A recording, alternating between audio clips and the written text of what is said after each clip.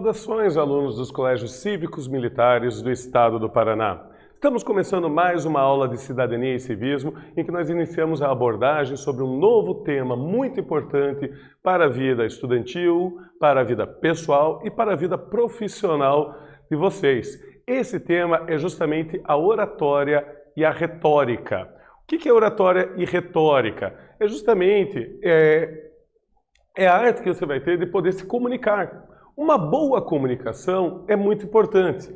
Então, o objetivo da nossa aula de hoje é conhecer a origem histórica da oratória e da retórica, como ciência a partir dos filósofos. Então, a origem do latim, a palavra retórica, significa a arte de falar bem. A arte de você conseguir expor, com clareza as suas ideias. Já oratória vem da palavra orador e carrega o significado da arte de falar bem em público. Como assim? Qual a diferença entre as duas? A diferença básica é que a retórica é a arte que você tem de organizar um pensamento, de você organizar uma ideia para comunicar ao próximo, tentando convencer o próximo da sua ideia, tentando fazer com que o outro abrace a sua ideia. Tá? Isso aí, no caso da retórica, ela pode ser feita de maneira escrita. Quando um jornalista escreve, por exemplo, uma coluna de opinião num jornal, ele está se usando da retórica. Ele vai pegar dados, vai pegar uma argumentação, ele vai organizar o texto, tentando dessa forma que a pessoa adote a ideia que ele está divulgando naquele artigo de opinião. Então veja, isso aí é retórica. Agora, a retórica escrita. Agora, a oratória envolve mais coisa. Porque o orador, ele não só precisa de uma boa retórica, ele precisa de uma boa organização das suas ideias, do seu pensamento, mas ele precisa ter uma postura corporal para falar, ele tem que conseguir dimensionar a voz dele para a pessoa, e lembre-se que ele está tratando com um público ao vivo, ele tem que agradar o público. E esse público aí é bastante diversificado. Você sempre vai ter que ajeitar a sua oratória de acordo com o público com que você estará trabalhando. A oratória que você faz em um grupo de amigos não é a mesma oratória que você faz, por exemplo, numa reunião de negócios ou na apresentação de um trabalho no colégio. Então, você tem que visar a sua oratória com aquele público imediato que você tem. A arte da retórica, então, consiste na técnica de utilizar o bom emprego das palavras e da linguagem. Você conseguir se comunicar direito, você se utilizar de palavras de efeito, você fazer que a pessoa que ouviu você, ou a pessoa que leu o seu texto, realmente acredite na sua ideia, realmente adote a sua ideia. Então, parte da retórica envolve um poder muito grande de convencimento, de persuasão do próximo, já que você está divulgando aquela ideia justamente porque você quer que as outras pessoas recebam aquela ideia, vão aderir a ela. Mas vamos aqui para a primeira atividade da nossa aula de hoje, que eu pergunto: qual a origem histórica da oratória e da retórica? Vocês têm um tempinho aí para pensar e eu já retorno.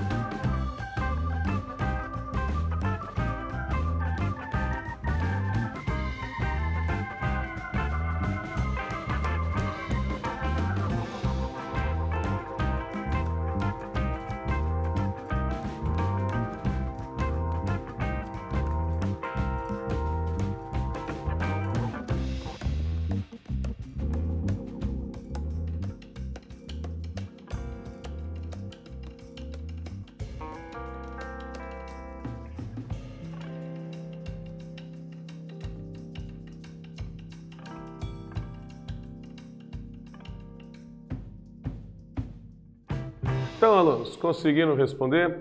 Lembrando a vocês que essa aqui é uma questão discursiva, tá? E o texto de resposta de vocês não precisa necessariamente estar igual ao meu, mas algumas coisas a gente precisa que você apresente para ser considerada aí uma resposta correta. E eu perguntei qual a origem histórica da oratória e da retórica. Aqui também a sugestão de resposta. Originada do latim, a palavra retórica significa a arte de falar bem. Já a oratória vem da palavra orador e carrega o significado da arte de falar bem em público. Então você tem essa diferença. O bom orador, ele está acostumado a ter uma plateia. Ele sabe como falar perante uma ou várias pessoas. Já a retórica, você já se baseia principalmente na organização propriamente da ideia e não na habilidade de fala da pessoa. Na Grécia Antiga, a retórica era um importante instrumento político, um importante instrumento filosófico e também um importante instrumento jurídico. Já na Idade Média, os escolásticos aprendiam, entre outras técnicas básicas, a retórica, que era um instrumento para promover os debates filosóficos e os debates teológicos. Vamos lembrar aqui que a Idade Média foi um período de grande religiosidade na Europa. Foi um período de domínio muito grande da Igreja Católica e um período bastante teocêntrico da história. Isso é, Deus no centro do universo. Deus era tudo. As pessoas acordavam para Deus, trabalhavam para Deus. Deus era o organizador do pensamento da Europa medieval. Portanto, ali, a retórica ela vai ser adotada como uma das grandes ferramentas para a teologia. A teologia é um ramo da filosofia que visa justamente investigar o sagrado, investigar aí, por exemplo, a Bíblia e a cristandade. E a filosofia escolástica foi um método ocidental de pensamento crítico e de aprendizagem. Ela nasce com São Tomás de Aquino, que ele funda essa escola, a escola escolástica, onde ali eles debatiam as argumentações bíblicas e ali eles tentavam construir um conhecimento mais aprofundado sobre Deus e sobre a religião católica na época. Tá. Há quem afirme que a oratória passou a ser desenvolvida no século V a.C. na Sicília. Outros já afirmam que foi no Egito Antigo, muito antes do que se imagina. Tá?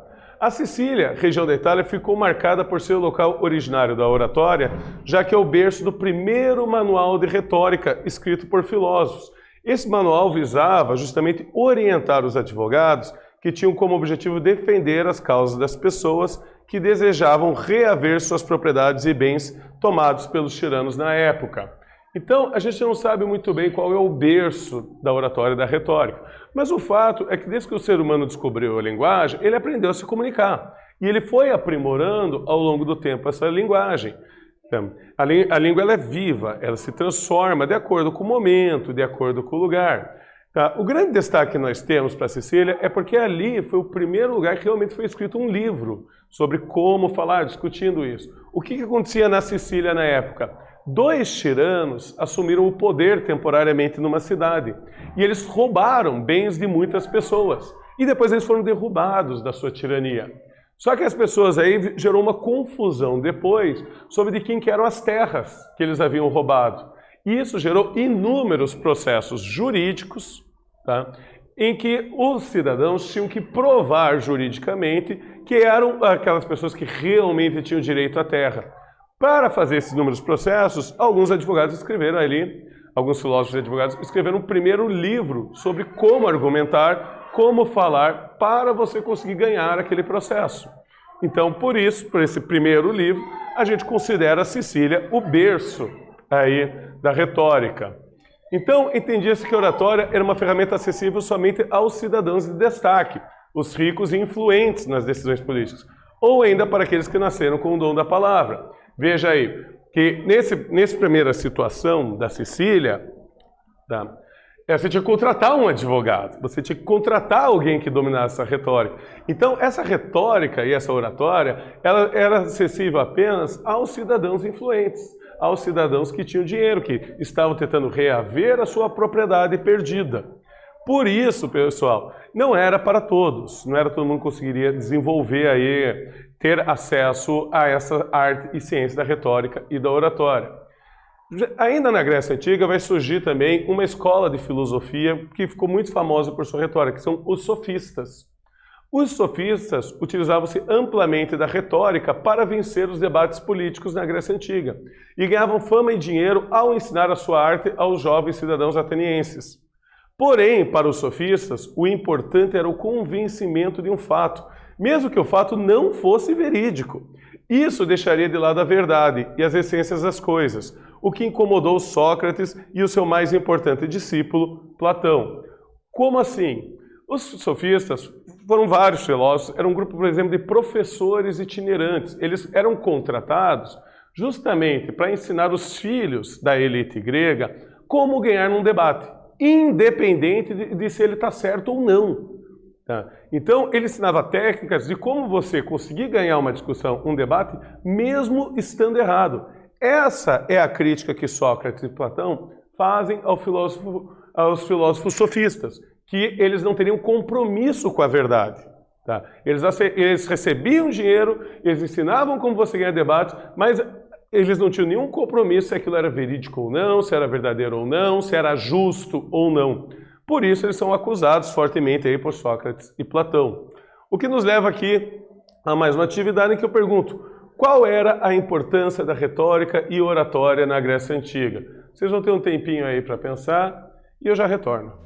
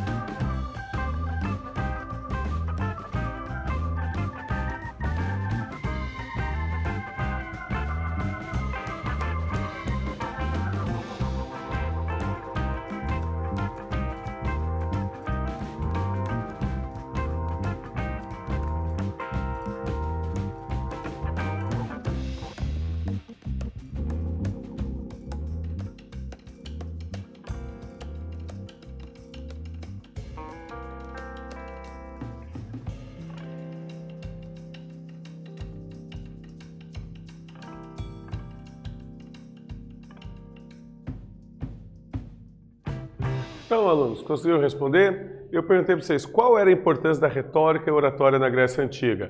Minha sugestão de resposta aqui: a retórica era utilizada para vencer os debates políticos na Grécia Antiga e ganhavam fama e dinheiro ao ensinar a sua arte a jovens cidadãos atenienses. Então veja que a retórica ela vai ser desenvolvida em paralelo com o fortalecimento da democracia ateniense. Ela se torna um instrumento de influência política entre as elites. Isso só pode ocorrer devido à democracia em si. Tá? Outras cidades que eram mais autoritárias, mais hierarquizadas, como por exemplo Esparta, não desenvolveram nenhum manual sobre retórica. Justamente porque Esparta, que era uma sociedade extremamente militarizada, a ordem ali era sim senhor e não senhor, era falar o mínimo possível. Já na democracia, onde você tem a ágora, que era a praça pública, onde se debatia as grandes questões, então era necessário desenvolver uma boa retórica. E por isso que muitos recorriam a esses sofistas. Então aí os sofistas eram conhecidos como professores itinerantes, isso é, iam de cidade em cidade, em casa em casa. Eles recebiam essa denominação porque percorriam a cidade, se deslocando de um lugar para o outro, ensinando às pessoas a arte da retórica e outros artifícios argumentativos. Lembrando que, justamente, eles trabalhavam com a questão dos artifícios argumentativos.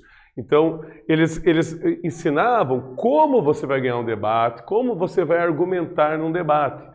Mas eles não se preocupavam se você estava certo ou não, se você estava fazendo o que era justo ou não, ou se você estava levando um conhecimento verdadeiro ou um conhecimento falso. Tá? Os sofistas eles faziam isso por dinheiro. Aí que vem a crítica de Sócrates e Platão, que justamente criticam eles que o quê? Qual que era o compromisso deles? A verdade? Não. A justiça? Não. O conhecimento? Não. O interesse deles era o dinheiro. Então, eles tratam eles mais ou menos como se fosse uma escola de mercenários da retórica, certo? O que eu levo aqui para a nossa última pergunta da aula de hoje, em que eu pergunto: para que servia a oratória para os filósofos sofistas? Vocês vão ter um tempinho aí para pensar e eu já retorno.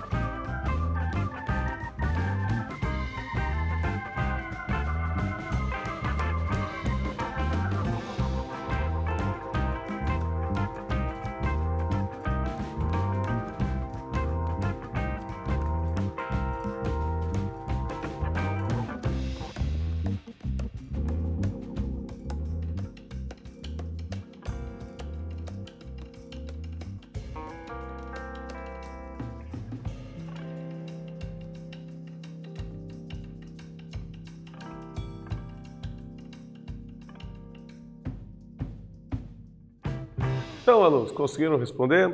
Eu perguntei para vocês, para que servia a oratória para os filósofos sofistas? Bom, a resposta está aqui. Para os sofistas, que eram essa espécie de professores itinerantes, o importante na oratória era o convencimento de um fato, mesmo que o fato não fosse verídico. Isso deixaria de lado a verdade e as essências das coisas, o que incomodou Sócrates e seu mais importante discípulo, Platão. Então, justamente os sofistas, eles passam a ser criticados por essa falta de compromisso com a verdade. Então, aí, criticados por Sócrates e Platão. Lembrando a todos que a retórica, ela se torna um importante elemento para o desenvolvimento da filosofia grega, para os pensamentos. Porque numa época em que eles estavam tentando desenvolver um saber, um conhecimento, eles precisavam da argumentação para justamente comprovar as suas ideias, comprovar as suas teses. Já que nem sempre, para falar daquela área de conhecimento, eles tinham recurso, por exemplo, de instrumentos científicos, como temos hoje. Por isso, dentro do estudo da retórica grega, é muito importante o trabalho de lógica do discurso. O que faz um discurso ser coerente para poder gerar um conhecimento verdadeiro. Então, a partir de Sócrates e Platão, a filosofia ela passa a ter esse papel do compromisso com a verdade. Então, o que a gente viu na aula de hoje? Qual a origem histórica da oratória e da retórica? Vimos aí Sócrates e Platão, dois grandes especialistas nessa área, e o uso da retórica pelos sofistas, sem o compromisso com a verdade. E vale a pena aí uma curiosidade, procurar os discursos de Demóstenes, que foi um brilhante orador ateniense, considerado o maior orador da antiguidade. Vale muito a pena consultar ele para se aprimorar na sua própria arte aí de discurso. Então, eu agradeço a todos vocês por mais essa aula e até a próxima.